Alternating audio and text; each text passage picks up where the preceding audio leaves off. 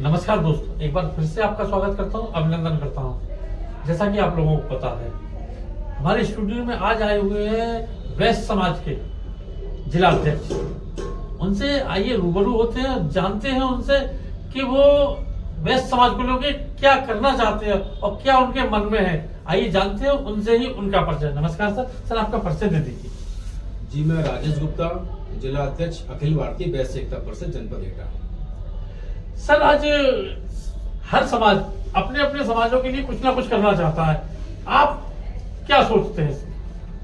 देखिए, जैसा कि मेरा मानना है और मेरी सोच है, आदरणीय हमारे संगठन के राष्ट्रीय अध्यक्ष डॉक्टर सुमंत गुप्ता जी की प्रेरणा और हमारे बड़े भाई जिन्होंने अपना जीवन वैश्य समाज के लिए ही नहीं सभी समाजों के लिए समर्पित किया, श्री प्रमोद गुप्ता जी के आदर्शों पर चलते हुए और उनके संघर्षों को नमन करते हुए मेरे अंदर भी प्रेरणा आई कि कुछ ना कुछ ऐसा काम किया जाए अपने समाज के लिए जो लोग उसके लिए तरसते हैं। अपनी आवाज को समाज में लाने के लिए वो अपनी आवाज को समाज में नहीं ला पाते हैं और अपनी विभिन्न योजनाओं को लाभ लेने के लिए तरसते हैं।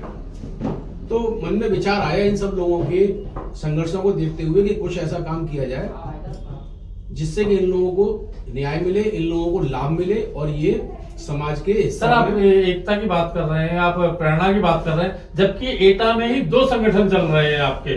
जी। जब आप एकता की बात कर रहे हैं, उसके बाद दो संगठन।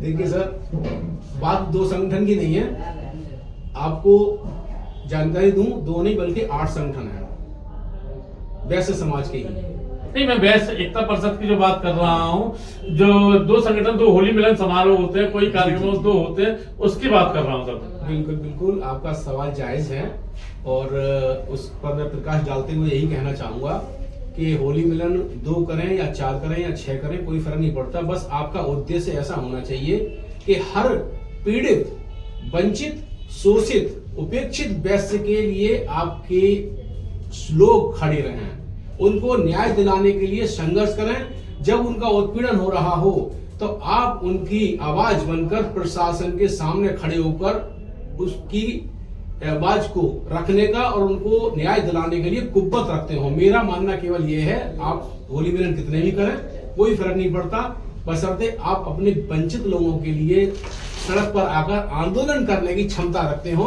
और उनकी आवाज बनकर उनको न्याय दिलाने के लिए और उनके लाभ दिलाने के लिए प्रेरित रहें। वही समाज का संगठन है।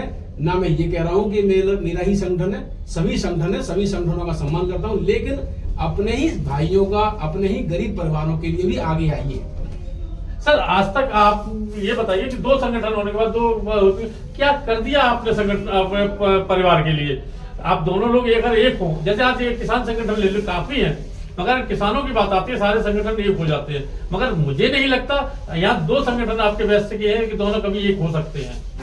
देखिए सर, जहां तक आप बार बार दोहरा रहे हैं 2 संगठन, मैं फिर कह रहा हूँ 2 संगठन नहीं है, संगठन कई हैं। नहीं, मैं सर जो आप दोहरा रहा हूँ, मैं ये कह रहा हूँ कि आज किसानों के संगठन ले लो, काफी है, मगर किसानों की बात आती है तो वो सब एक है, एकजुट है, एक सड़क के एक छत के नीचे होते हैं।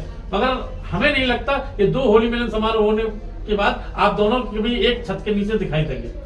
देखिए सर, हमारा प्रयास रहता है कि हम सभी लोग एक छत के नीचे रहकर और एक ही बैनर चाहे अलग अलग हों, एक ही मंच पर रहकर अपने समाज के लिए एक होली मिलन करें, जिसका प्रयास हमारा पिछले 20 सालों से चलता रहा है। और पिछले ही वर्ष ऐसा हुआ है कि 2 बार होली मिलन हुआ है, अन्यथा की स्थिति में एक ही होली मिलन हुआ है। लेकिन प्रयास यही है कि अगर कहीं पर भी मुझे वैश्य समाज की एकता के लिए, वैश्य समाज के उद्धार के लिए अगर मुझे कहीं झुकना पड़े तो मैं झुकने के लिए भी तैयार हूं उनके आगे।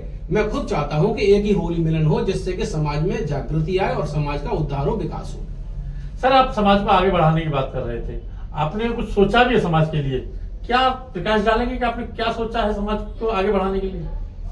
देखिए मान्यवर, बिंदु तो बहुत सारे हैं और जहां तक मेरा मानना है कि हम केवल यहीं तक सीमित नहीं रहना चाहते कि हमारे किसी वैश्य व्यापारी का उत्पीड़न हो गया या किसी वैश्य परिवार के साथ कोई अत्याचार हो गया, या कोई वैश्य हमारा भाई लुट गया, पिट गया, या उसके साथ कुछ ऐसा उपेक्षाएं हुई जो कि वो तड़प रहा है, उसके लिए तो हम लोग संघर्षरत हैं ही, और उसके लिए संघर्षरत रहे भी हैं। ऐसा एक नहीं, कई उदाहरण है वैश्य एकता परिषद के बैनर तले जिन्होंने साथियों के सहयोग से एटा में इतिहास रचा है, और वो कार्य किए हैं, और वो सफलताएं प्राप्त की हैं कि शायद किसी अन्य संगठन के लोगों ने नहीं कर पाई हो, ना ही उनकी इच्छाएं थी, ना ही उनकी विचारधाराएं थी।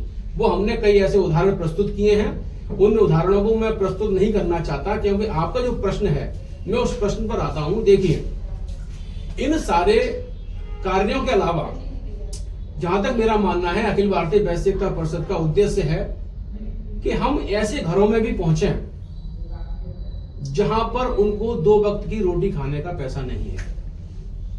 हम ऐसे घरों में भी पहुंचे जिनके बच्चे उच्च शिक्षा के लिए ही नहीं, प्राथमिक शिक्षा के लिए भी तरस रहे हैं, क्योंकि आप जानते हैं आज की शिक्षा बहुत महंगी हो चुकी है।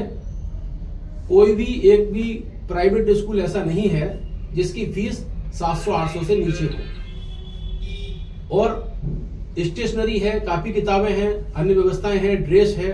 हालांकि सरकार भी मदद करती है, लेकिन सब कुछ सरकार के ऊपर निर्भर रहकर नहीं किया सकता। तो उन अशिक्षित बच्चों को शिक्षित करने के लिए, जिससे कि उनको भी अपना प्लेटफॉर्म मिले, वो भी अपनी उच्च मार्गदर्शन में जाएं, और वो अपने आप को उपेक्षित ना समझें कि हम पैसे के अभाव में पढ़ाई नहीं कर पाए। ऐसे बच्चों को शिक्षा ग्रहण कराना, और उससे पहले जो हमारी एक ड्रीम लाइन चल रही है पिछले कई महीनों से, जिसके लिए हम काफी प्रयासरत हैं अपने साथियों के सहयोग से, वो है निर्धन कन्यादान महायज्ञ योजना। इस पर मैं विशेष रूप से प्रकाश डालना चाहूंगा। पहले जो आपने एक बात कही थी बच्चों की शिक्षा को लेकर, जी कि क्या ये केवल वैश्य समाज के बच्चों के लिए है, या अन्य सभी वर्गों के बच्चों के लिए कि सामान्य रहेगी, या केवल वैश्य समाज के बच्चों को आगे बढ़ाने की बात कर रहे हैं आप? देखिए सर, मैं उसी बिंदु पर आ रहा हूं। उसका प्रमुख बिंदु है निर्धन कन्यादान योजना। उसमें शिक्षित बच्चों के लिए भी बात आएगी। तो देखिए, ऐसा है, आप सब लोगों के सहयोग से और समाज के सहयोग से अखिल भारतीय वैश्य एकता परिषद के जिला अध्यक्ष के रूप में जो जिम्मेदारी मिली है, तो ऐसा नहीं है कि हम केवल वैश्य समाज के लिए ही समर्पित हैं। जहां बात आती है, शहर में कोई बड़ी घटना होती है या कहीं समाज सेवा की जरूरत पड़ती है, तो हम और हमारे साथी उसमें भी जाकर अपना योगदान करते हैं। चाहे वो कोविड रहा हो, चाहे वो संस्कार मानव सेवा समिति के सदस्य के रूप में लावारिस लाशों का दाह संस्कार रहा हो, या अन्य जो भी योजनाएं हैं, उसमें भी हम लोग योगदान करते हैं। लेकिन जब जिम्मेदारी वैश्य समाज की मिली है, तो मेरा प्रथम कर्तव्य बनता है कि अपने वैश्य समाज के लिए कुछ करना, और कुछ ऐसा करना जिससे कि उनका उद्धार हो सके और उनका विकास हो सके। जी, आप निर्धन कन्याओं की बात कर रहे थे, उनके विवाह की बात कर रहे थे, महायज्ञ की बात कर रहे, वो क्या है? देखिए सर, मैं उसे प्रकाश डालते हुए आपके माध्यम से सबसे पहले आपको धन्यवाद देना भूल गया था। मैं क्षमा चाहता हूं। मैं आपको धन्यवाद देता हूं, हमारे अमित भाई को, जिन्होंने आज हमें इसका मौका दिया। तो मैं इसे प्रकाश डालते हुए जनपद के समस्त वैश्य वर्ग परिवार को इस योजना का लाभ लेने के लिए आग्रह करता हूं, निवेदन करता हूं, और कि इस योजना को समझिए, और इससे उन परिवारों में आप अपना योगदान देकर एक पुण्य का लाभ कमाइए जो इस योजना का लाभ लेने के लिए वंचित हैं, क्योंकि उनको मालूम ही नहीं है। देखिए, सबसे बड़ी बात यह है कि हमारे ही समाज में बहुत से ऐसे परिवार ऐसे हैं जिनके पास रोजगार का साधन नहीं है, जिनके पास रोजगार के साथ साथ बहुत सारी परेशानियां हैं, दिक्कतें हैं। कोई बीमारी से परेशान है, बीमारी में इलाज में उनका इतना रुपया खर्च हो गया कि उनके पास 2 रुपए भी बचे नहीं हैं पूंजी के, जिससे कि वो अपनी निर्धन बेटी का विवाह कर सकें, अपने बच्चों को अच्छी शिक्षा दे सकें। इसी क्रम में मैं ये चाहूंगा, हमने जो एक अपनी कमेटी बनाई है, उस कमेटी के अंतर्गत हमारी कमेटी एटा के प्रत्येक मोहल्ले में इस बात का सर्वे करेगी कि किस मोहल्ले में कौन कौन से परिवार ऐसे हैं जो निर्धन हैं और उनके यहाँ कौन कौन सी ऐसी बेटी हैं जो अविवाहित हैं, जो विवाह के योग्य हैं। ऐसी बेटियों की एक स्क्रीनिंग होगी और उनकी स्क्रीनिंग करके हमारी कोर कमेटी निर्णय लेगी। उसकी पूरी व्यवस्था है, उसका सर्वे होगा और उनका बाकायदा आवेदन लिया जाएगा उनके आधार कार्ड के साथ, उनका शादी के कार्ड के साथ। उसमें हमारी जो स्क्रीनिंग कमेटी बनेगी वैश्य एकता परिषद की, निर्धन कन्यादान योजना की, वो मेरिट के आधार पर यह निर्णय लेगी कि किस बेटी का विवाह हमें पहले कराना है। ये बात तब आएगी जब हमारे पास एक से अधिक आवेदन आ जाते हैं। उदाहरण के लिए अभी जनवरी चल रही है और फरवरी में हमारे पास आवेदन आ गए 2, 4, 5 और उससे पहले मैं आपको अवगत करा दूं कि इसमें जो अंशदान होगा, जो योगदान होगा आर्थिक, वो सभी भामाशाह बंधुओं की मदद से ही नहीं बल्कि ऐसे कोई भी समाज सेवी हो सकते हैं, चाहे वो किसी वर्ग के हों, किसी जाति वर्ग के हों। हमारे पास उनके लिए आमंत्रण खुला है, वो आए और दिल खोलकर इस योजना में अपना अंशदान करें और अपने आप को पुण्य का भागीदार बनाएं। तो इससे जो हमारे पास अंशदान इकट्ठा होगा और उसमें जो हम कर सकते हैं कि हमारी कमेटी हर मोहल्ले में जाकर मीटिंग करेगी, व्यवस्थाएं करेगी, उसका पूरा खर्चा वैश्य एकता परिषद ही उठाएगी। लेकिन जो एक फंड बनेगा निर्धन कन्यादान योजना का, उस फंड से 1 रुपया भी वैश्य एकता परिषद के किसी भी कार्य के लिए नहीं लिया जाएगा। सर, ये जो फंड के अलग अलग बनेंगे तो ये कमेटी भी अलग अलग रहेगी या एक ही कमेटी रहेगी? जैसे कि वैश्य एकता परिषद है तो उसमें कोई अदर जात के लोग, तो हम लोग अदर संस्था के लोग नहीं ले सकते, उसमें केवल वैश्य लेंगे। इसमें आप आमंत्रित सभी को कर रहे हैं, जी जी, कोई भी वर्ग इसमें आगे, तो क्या संस्था 2 बनेगी या एक ही रहेगी? देखिए सर, ऐसा है कि संस्था तो एक ही है, मेन बॉडी तो एक ही है, अखिल भारतीय वैश्य एकता परिषद। लेकिन जहां बात आती है अंशदान की, कंट्रीब्यूशन की, तो बहुत से ऐसे हमारे समाज सेवी हैं, उद्योगपति हैं, व्यापारी हैं जो अपने मन से आपकी मदद करना चाहते हैं। तो उनकी मदद के लिए हम उनको मना इसलिए नहीं कर सकते, उनकी भावनाओं को ठेस पहुंचेगी। और वो जरूरी नहीं है कि वो एक केवल अपने वर्ग के लिए ही बंधे हुए हों, तो वो हमारे वर्ग में मदद कर सकते हैं। लेकिन जहां तक आपने बात कही कि कमेटी की, तो कमेटी अखिल भारतीय वैश्य एकता परिषद, लेकिन निर्धन कन्यादान योजना की एक स्क्रीनिंग कमेटी अलग बनेगी। बात आती है खर्चे की, तो उस योजना के लिए हमने ये डिसाइड किया है कि प्रत्येक निर्धन कन्यादान की कन्या के लिए 1 लाख रुपए का बजट हमने निर्धारित किया है। उसमें लगभग उनकी जो जरूरतें हैं, आवश्यक जरूरतें गृहस्थी की, वो उनको पूरा दहेज दिया जाएगा। और उसके साथ साथ उनके परिवार, दोनों जो परिवार होंगे, बेटा और बेटी, मतलब दूल्हा और दुल्हन, उनके दोनों रिश्तेदारों को लगभग हम उनसे ये तो कहेंगे नहीं कि भाई ताम झाम से आप शादी कीजिए, 100-200 बाराती लाइए। जब आप निर्धन हैं और आपका मुख्य उद्देश्य है कि आपकी विधिवत रूप से विवाह संपन्न हो जाए, तो दोनों के जो रिश्तेदार होंगे 50, 60, 65, 70, उनको बाकायदा पूरा भोजन दिया जाएगा और हमारी कमेटी पूरी व्यवस्था करेगी। और उसके साथ साथ बेटी के लिए जो भी हो सकता है, जो जरूरी हो सकता है, क्योंकि आप जानते हैं सोने का भाव कहां पहुंच रहा है, तो संगठन जो समझता है अपने अनुसार वो उनकी मदद करेगा। लेकिन मैं फिर दोबारा दोहरा दूं, इसमें उस मोहल्ले के जो हमारी स्क्रीनिंग कमेटी बनेगी, उस स्क्रीनिंग कमेटी के अलावा 3-4 लोग अधिकृत रूप से वो लिए जाएंगे। जैसे कि उदाहरण के लिए शांति नगर की कोई बेटी है, तो शांति नगर मोहल्ले के 2 व्यक्ति संभ्रांत व्यवहारिक हमारे वैश्य वर्ग के, जिनका उस क्षेत्र में अच्छा खासा प्रभाव हो, जो सभी से परिचित हो, 2 लोगों को उनको लिया जाएगा। बाकी की हमारी स्क्रीनिंग कमेटी होगी, वो इन सबको आपस में तालमेल से इस अंजाम तक पहुंचाएंगे, विवाह के अंजाम तक। और पूरा खर्चा जो निर्धन कन्यादान योजना के लिए जो फंड बनेगा, उसका खर्चा उसी में किया जाएगा। हमारी जो भागदौड़ होगी, चाहे वो मीडिया में खर्च करें, हम मीडिया में खर्च करने से मतलब जो भागदौड़ होती है, मीटिंगें करते हैं, प्रचार प्रसार करते हैं, उसमें जो भी खर्च होगा वो वैश्य एकता परिषद खर्च करेगी।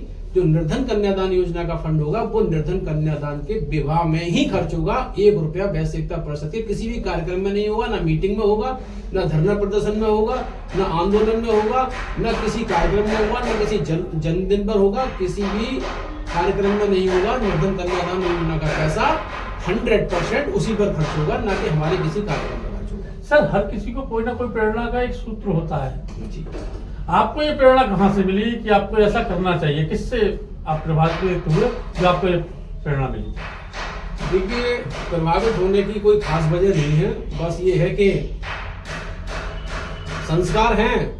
मैं ये तो नहीं कहता कि मैं बहुत बड़ा संस्कारवान हूँ या मेरे अंदर सारे संस्कार हैं, मेरे अंदर कोई कमियां नहीं है, ऐसा भी नहीं है। मैं एक आम व्यक्ति हूँ, मुझसे भी गलतियां होती हैं। लेकिन जहां तक मेरा मानना है, मेरे पूजनीय पिताजी स्वर्गीय श्री रमेश चंद जी 12 साल ग्राम बारथर के प्रधान रहे, और कहने में मुझे कोई संकोच नहीं हो रहा कि केवल 2 वोट हुआ करते थे बारथर में। उस टाइम 3000 की पंचायत थी वोटरों की, और 2 वोट हुआ करते थे, पापा जी का और मम्मी जी का।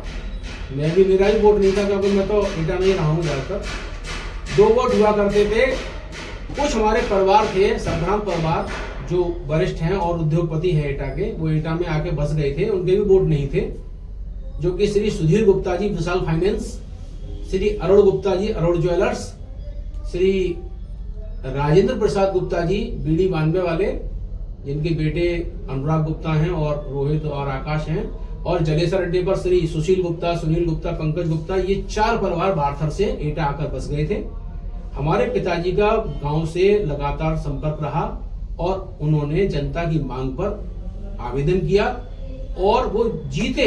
लेकिन बात ये नहीं है, मैं जीतने की बात नहीं कर रहा। दरअसल उस 3-3.5 हजार की पंचायत में क्षत्रिय समाज, धोबी समाज, ब्राह्मण समाज, बघेल समाज, अनुसूचित जाति, जाटव भाई और अच्छा खासा लोधी समाज जो नगला कंचन आता है, इनका वोट था। हमारा 1-2 के अलावा तीसरा वोट नहीं था।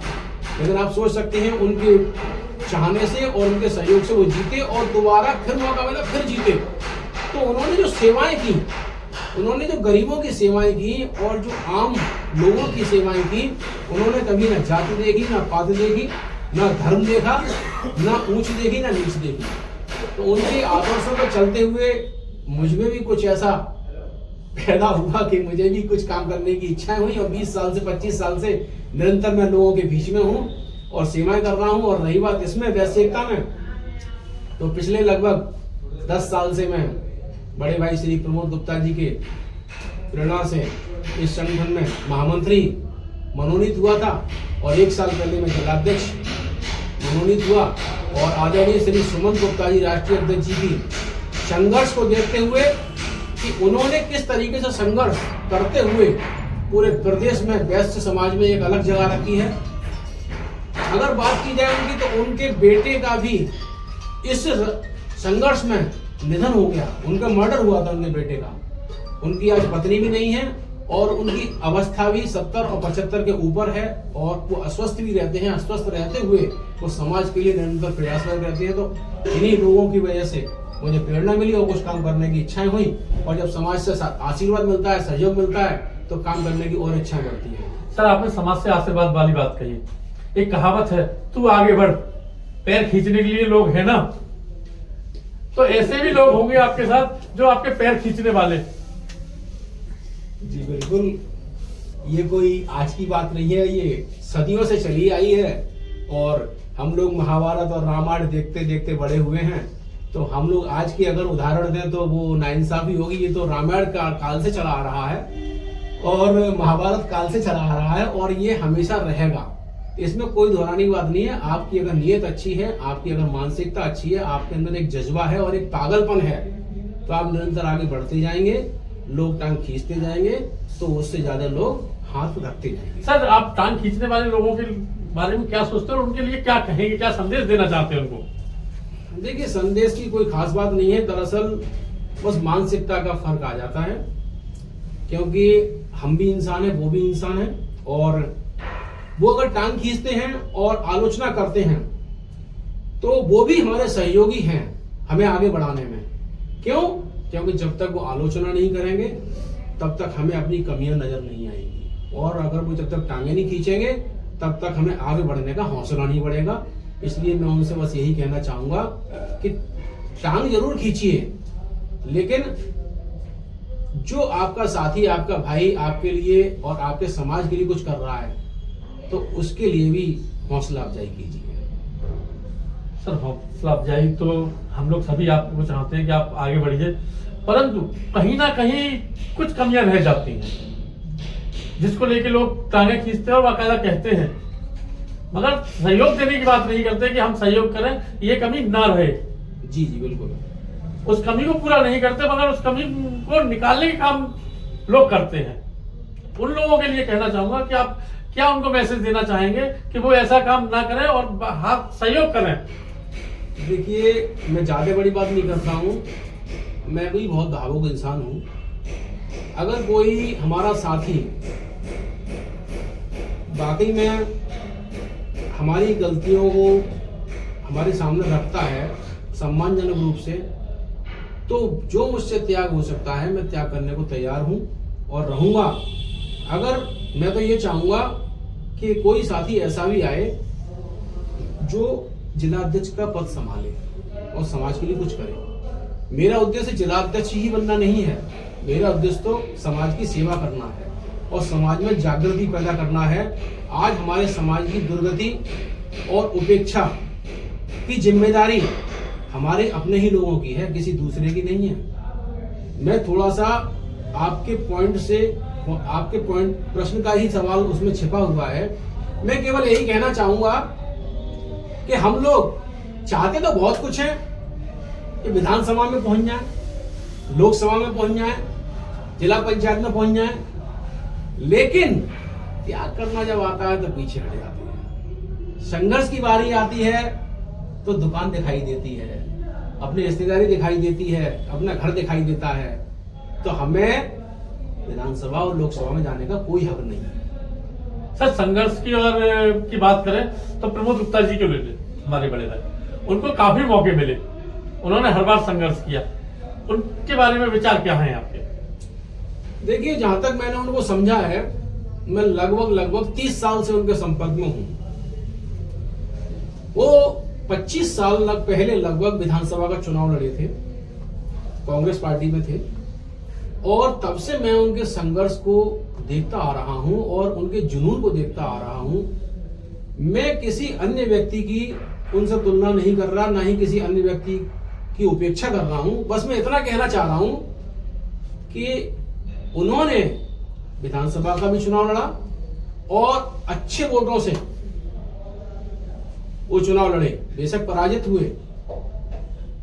उसके बाद नगर पालिका का चुनाव लड़ा, अच्छे खासे वोट मिले, और उनके विरोधी और विपक्षी पूरी ताकत लगाई, सब कुछ किया, लेकिन उनका मनोबल नहीं टूटा। और कुछ समय पहले जब चेयरमैनी का चुनाव हुआ तब भी उनको किसी कारणों से टिकट नहीं मिल पाई भारतीय जनता पार्टी से, तब भी उन्होंने हिम्मत नहीं हारी। लेकिन मैं इतना जानता हूं कि अगर उनकी जगह और कोई होता वो हिम्मत हार जाता और कोई ना कोई गलत रास्ता अपनाता। और इन सब घटनाओं के बावजूद भी उनकी कार्यशैली में कभी बदलाव नहीं आया। मुझे तो लगा कि टिकट कट गई, अब ये निराशा आ जाएगी या अपना बदलाव करेंगे, लेकिन उनके अंदर बदलाव नहीं आया। वही उनकी प्रक्रिया, वही उनकी कार्यशैली, दरवाजा खुला रहना रात के 10-10, 11-11 बजे तक, आम आदमी के लिए हमेशा तैयार रहना। रात के 2 बजे भी फोन आ गया तो 2 बजे उठ के खड़े हो जाना। अभी की घटना है, ज्यादा दिन पहले की नहीं है, 5-6 महीने पहले की है। लगभग 1-1.5 बजे करीब उनके पास फोन आता है श्री प्रमोद गुप्ता जी के पास, और कैलाशगंज में ही किसी के घर में आग लग गई थी। और उन्होंने इधर उधर फोन भी किए, किसी का फोन नहीं उठा, अधिकारी का फोन नहीं उठा, फायर ब्रिगेड का फोन नहीं उठा, कोतवाली का फोन नहीं उठा। तब उनको प्रमोद गुप्ता जी याद आए, उन्होंने प्रमोद गुप्ता जी को फोन किया और प्रमोद गुप्ता जी ने सोते हुए उन्होंने देखा घंटी बज रही है, वो तुरंत उठे और फोन उठाया।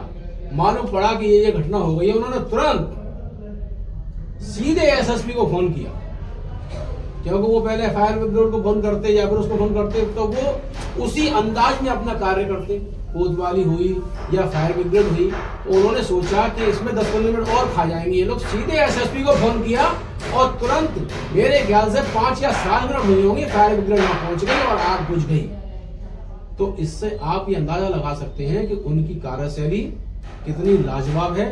और वो खुद ही शुगर के भी पीड़ित हैं, बीपी के भी पीड़ित हैं, और कोई भी गरीब पहुंच जाए, कोई भी जरूरतमंद पहुंच जाए तो उसके साथ चल देते हैं। आज वो जिलाध्यक्ष बन गए, मजे की बात देखिए आप। ऐसा नहीं है मैं तारीफों के पुल बांध रहा हूं, जो खासियत है वो बता रहा हूं। आज वो जिलाध्यक्ष बन गए। जिलाध्यक्ष बनने के बाद आप भी जानते हैं कि विश्व की सबसे बड़ी पार्टी भारतीय जनता पार्टी के जिलाध्यक्ष बने हैं। पार्टी भी सत्ता में है, केंद्र में भी है, राज्य में भी है, तो कितना वर्कलोड होगा उनके ऊपर। लेकिन ताज्जुब की बात यह है कि आज भी अगर कोई सुबह उनके दरवाजे पर पहुंच जाए तो वो खाली हाथ वापस नहीं जा सकता। और रात के 10 बज जाए, 11 बज जाए, 12 बज जाए, अगर उनके दरवाजे पर कोई है तब तक वो अपना दरवाजा बंद भी नहीं कर सकते। तो उनकी प्रेरणाओं से हिम्मत मिली, हौसला मिला, काम करने की इच्छा हुई, उनका आशीर्वाद है। सर एक सवाल और करूंगा, हमारी जनता ये भी जानना चाहती है, जो आप ये कार्य कर रहे हैं कन्या निधन करना वाला, तो इसमें सारे वर्ग तो पार्टिसिपेट कर सकते हैं, आप योगदान कर सकते हैं, क्या सारी कन्याएं जो निधन है वो भी पार्टिसिपेट कर सकती है इसमें? देखिए, इसी योजना के जो और आकर्षक बिंदु हैं वो ये हैं। अभी तो हम लोगों ने जो ये योजना रखी है वो सबसे पहले इसका मुख्य बिंदु होगा निर्धन कन्यादान के लिए उसको अमल में लाकर उसको सफलतापूर्वक निर्वहन करना। नहीं सर, केवल वैश्य समाज की कन्याओं के लिए, अदर सभी? अभी तो हमारी केवल वैश्य समाज के कन्याओं के लिए इसलिए है क्योंकि हमारा वैश्य परिवार ही एटा में इतना बड़ा है जो कि अधिसंख्यक है। तो अभी तो हम लोग केवल वहीं तक हम सीमित हैं। और उसके बाद भी हमने सोचा है कुछ ऐसी योजना है जिसका सभी वर्ग लाभ उठाएंगे, जिसमें अगर सभी का आशीर्वाद रहा, आप सभी लोगों का प्यार रहा, तो हम लोगों ने एक उसके बाद निर्धन बच्चों की शिक्षा की योजना, उसके बाद एक एम्बुलेंस वैश्य एकता परिषद की तरफ से चलाई जाएगी जिसका लाभ सभी लोगों को मिलेगा। और जो सवदा गृह पर फ्रिज होते हैं डेड बॉडी के लिए, वो भी बनाए जाएंगे। और कुछ ऐसी योजनाएं बनाई जाएंगी आम जनमानस के लिए जो कि सभी को लाभ मिलेंगे। और रही बात आपका जो प्रश्न है वो जायज है, और इससे पहले ही मुझसे कई लोगों ने पूछा, तो संगठन जब इस लायक हो जाएगा, बहुत मजबूत हो जाएगा, सभी लोगों को आशीर्वाद मिलेगा, तो वो योजना हम पूरे सभी वर्गों में भी लागू कर सकते हैं। चाहे वो हमारे कोई किसी भी वर्ग के हों, किसी भी जाति के हों, नाम लेना उचित नहीं है, चाहे वो अनुसूचित जाति हो, चाहे वो पिछड़ी जाति हो, चाहे वो सामान्य जाति हो, चाहे वो अल्पसंख्यक हो। हम तो ये चाहते हैं, ईश्वर से प्रार्थना करते हैं और सभी लोगों की अपेक्षा करते हैं कि सहयोग इतना मिले कि हम सभी लोगों की मदद करें। नहीं सर, क्योंकि सरकार की जगह तरफ से कोई योजना निकलती है वो सबके लिए निकलती है, वही अपेक्षा हम करते हैं वैश्य समाज की तरफ से अगर कोई योजना निकले वो सभी वर्गों के लिए निकले। बिल्कुल बिल्कुल, आपकी जिज्ञासा जायज है। जब संगठन बढ़ता है तो अन्य वर्ग भी उससे अपेक्षाएं करते हैं। तो मैं दोबारा से दोहराना चाहूंगा कि संगठन इतना बढ़ जाए सभी लोगों के सहयोग से कि हम जो सरकार की योजनाएं हैं उसी तरीके से हम ऐसी योजना चलाएं जिससे कि हर जनमानस को लाभ मिले, चाहे वो किसी वर्ग का हो, किसी भी क्षेत्र का हो, किसी भी धर्म का हो, किसी भी संप्रदाय का हो, सभी को हम ज्यादा से ज्यादा लाभ दे सकें। वैश्य एकता परिषद सभी के लिए कार्य कर सके और सभी के साथ चल सके और सभी को लाभ दे सके। सर, वैश्य वर्ग के लिए जाते जाते आप क्या कहना चाहेंगे समस्त वर्ग के लिए कि वो क्या इसमें कर सकता है? देखिए, मैं दोबारा से फिर दोहरा दूं, मेरा उद्देश्य कोई ऐसा नहीं है कि मैं कोई राजनीतिक संरचना में रहकर कोई राजनीतिक लाभ लेने का मेरा ऐसा कोई उद्देश्य नहीं है। बस मेरे अंदर एक जुनून है, चाहे आप उसे पागलपन कह लीजिए, चाहे कुछ भी कह लीजिए। हमारे बहुत से साथी तो हमको साइको भी कहने लगे हैं और ये भी कहने लगे हैं कि कभी चलो इसको वहां दिखा लाएं पागल खाने। 2-2 बजे रात को फेसबुक पर लिखता है और जाने क्या क्या, मतलब हमेशा लगा रहता है। तो कोई बात नहीं है, उनसे प्रेरणा मिलती है, उनसे जागृति मिलती है। मैं ये कहना चाहूंगा केवल कि वैश्य वर्ग को केवल दान करने से ही, सहयोग करने से ही और अच्छी अच्छी शादियों में तामझाम दिखाकर और अपना दिखावा करके ही आप सम्मान प्राप्त नहीं कर सकते कि हाँ साहब ये बनियों की धर्मशाला है, यहाँ साहब ये बनियों की शादी हो रही है। अगर आपको अपने लिए कुछ करना है तो अगर आपके अंदर अगर प्रेरणा नहीं है राजनीति करने की, अगर आप में, आप बार बार राजनीति का नाम ले रहे हैं, मुझे ऐसा लगता है और शायद जनता को भी लगता होगा कि आप राजनीति में उतरना चाहते हैं। नहीं, मैं वही बात कहना चाह रहा था। मेरा राजनीति में उतरने का कोई उद्देश्य नहीं है। मेरा उद्देश्य केवल समाज को जागृत करने का, उसको विकास। शुरुआत समाज से ही होती है। एक जो छोटा सा बच्चा भी सुबह स्कूल का इलेक्शन लड़ता है, उसके बाद राजनीति करता है, वो भी कहता है कि मैं राजनीति करना नहीं चाहता। देखिए वो बात की है। जनता जो चाहेगी, साथी जो चाहेंगे, साथियों का प्यार जैसा मिलेगा वैसा सोचा जाएगा। मैं अकेला कुछ नहीं कर सकता। मैं वहीं पहुंच रहा हूँ कि मैं वैश्य वर्ग के लिए अपना संदेश देना चाहता हूँ कि बेशक चाहे वैश्य वर्ग के 8 संगठन हो, 10 संगठन हो, 15 संगठन हो, 2 संगठन हो या कितने भी नेता हो, मेरा उद्देश्य केवल ये है कि अगर आपके अंदर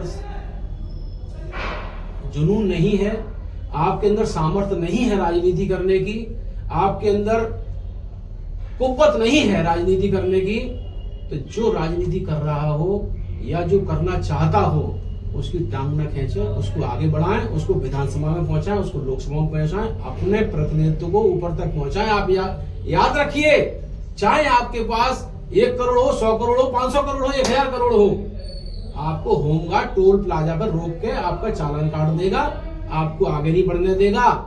और अगर आपकी गाड़ी पर चस्पा लगा हुआ है आपका पास राजनीति का, तो 10 पुलिस वाले अधिकारी, प्रशासनिक अधिकारी आपको सलूट मारेंगे, आपकी समाज का सम्मान बढ़ेगा और आप अपने समाज की जो दुर्गति हो रही है, जो परेशानियां हैं, जो उत्थान होने में रुकावटें हैं, उनका प्लेटफॉर्म बनेंगे। आप विधानसभा में पहुंचेंगे, आप लोकसभा में पहुंचेंगे तो आप अपने समाज की बात रख सकते हैं, वरना आप पिछलग्गू कब तक बने रहेंगे।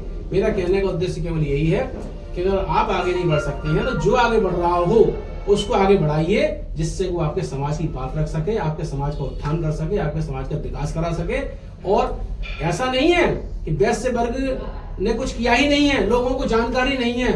मैं आपको बताना चाहता हूं, आपको जानकारी होगी, लेकिन दुर्भाग्य है हमारे नेताओं का, हमारी सरकारों का, जिन्होंने कभी भी हमारे महापुरुषों के बलिदान पर, उनकी कार्यशैली पर प्रकाश नहीं डाला। भामाशाह जी को कितने लोग जानते हैं, हमारे बच्चे नहीं जानते। लेकिन हम लोग कहां तक सीमित रह जाते हैं कि ये पार्टी में जाना है, कि हमें ये कार्यक्रम करना है, कि डांडिया करना है, कि होली मिलन करना है, कि हमें ये मीटिंग करनी है, कि विस्तार करना है। मैं इससे संतुष्ट नहीं हूं।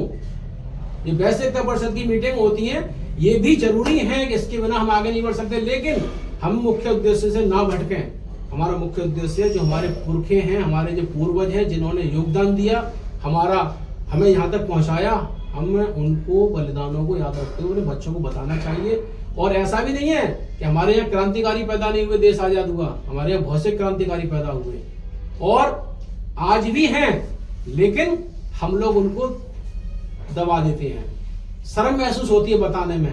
तो ये गलती किसी और की नहीं है, हमारी आपकी ही है। आज मैं किसी का नाम नहीं लूंगा। अन्य वर्गों के मसीहा जो हैं, वो अपने मसीहा, अपने महापुरुषों की जयंती, उनकी जयंती के साथ साथ उनकी वो क्या कहते हैं, पुण्यतिथि वगैरह जो भी होती हैं, अपने साज सज्जा से, लाव लश्कर से मनाते हैं और सरकार तक संदेश पहुंचाते हैं, जिससे कि सरकार को उनके वोट बैंक की चिंता बनी रहे। लेकिन हम यही चूक जाते हैं। हमें मतलब ही नहीं है कि एक तस्वीर लगा के, हम फूल माला लगा के अपना कुछ योगदान दें, दुकान छोड़कर अपना कुछ पैसा खर्च करके। तो इसमें जो हमारी दुर्गति हो रही है, इसमें कोई दूसरे दोषी नहीं है, ना नेता दोषी है, ना सरकार दोषी है, हमारे खुद ही लोग दोषी है। जब तक हम जागरूक नहीं होंगे, हमारे अंदर जब तक दुकान छोड़कर कुछ कार्य करने की और जो कार्य कर रहे हैं उनको सहयोग करने की प्रेरणा पैदा नहीं होगी, तब तक हमारे सामने बहुत सारी कठिनाइयां आएंगी। लेकिन प्रयास चल रहा है, ये सारी कठिनाइयां दूर हो, समाज जागृत हो, समाज का उद्धार हो। और जब वैश्य वर्ग जागृत हो जाएगा, वैश्य वर्ग का उद्धार होगा, तो निसंदेह इसमें कोई दो राय नहीं है, देश का विकास होगा, प्रदेश का विकास होगा, जिले का विकास होगा, सभी वर्गों का विकास होगा। क्यों? क्योंकि मैं किसी वर्ग का नाम नहीं ले रहा। अगर वैश्य संपन्न होगा तो हमारा वैश्य अन्य लोगों को रोजगार देगा। हमारा वैश्य अन्य जो निर्धन परिवार हैं उनके परिवारों में मदद करेगा, उनके परिवारों की शादियां कराएगा। तो जब तक वैश्य मजबूत नहीं होगा तब तक देश मजबूत नहीं होगा, प्रदेश मजबूत नहीं होगा, जिला मजबूत नहीं होगा, गांव मजबूत नहीं होगा। सर आप आगे बढ़िए, पीछे खींचने के लिए लोग हैं ना। इसी के साथ ये थे हमारे साथ राजेश गुप्ता जी, आप बने रहिए हमारे साथ।